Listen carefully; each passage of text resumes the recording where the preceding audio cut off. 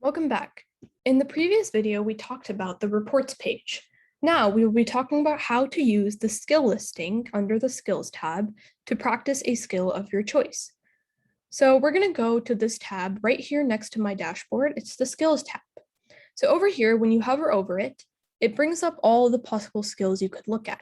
So we have math skills, language arts, IntelliAbility, science skills, Olympiad practiced, standardized tests, and IntelliReading. So whichever skill that you want to improve on, you can click on the tab for that skill. So for this demonstration, we're going to talk about language arts. So let's go ahead and click on language arts.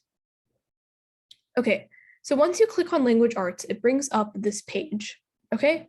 Over here on the left side, it gives you a menu with all the grades that you can select. So we have grade 1 all the way through grade 6, and then we also have grade K and grade pre-K. So whichever grade level you want to work on, you can select over here and it'll bring you to the assessments for that grade level.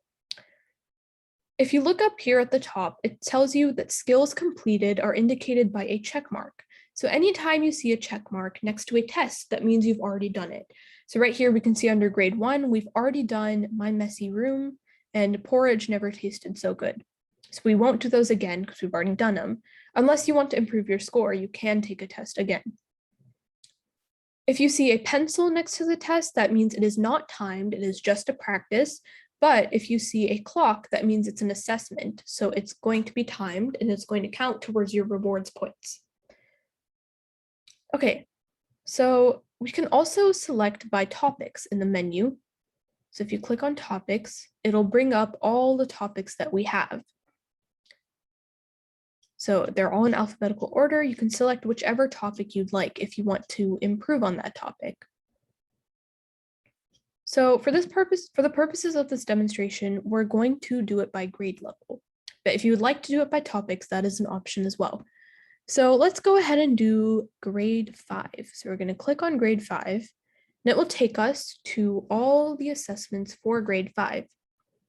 So we can see it goes all the way down. And at the bottom, it tells you the total skills that are available. So you can see under Olympiad practice and standardized mock tests, those are going to be your time tests typically. So let's go ahead and do a practice for this one. Okay, so we can see that we did the C01 introduction to nouns last time. So now let's try a time test. So we're going to do C06, review on nouns and types of nouns.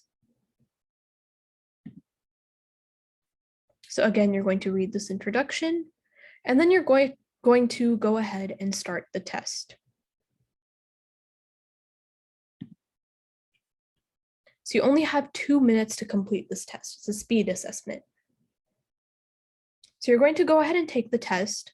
And for this demonstration, we're not going to take the test because we already learned how to take a test.